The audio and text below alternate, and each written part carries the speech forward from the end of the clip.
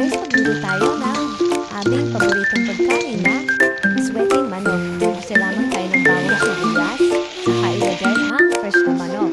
Timplahan ng patis, at haluin mabuti para magpantay ang timpla. Lagyan natin ang laurel,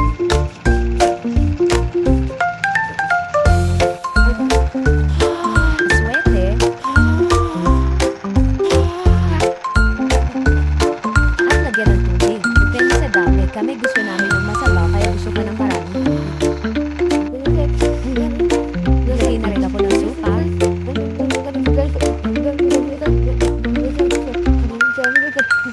Chicken tips pala.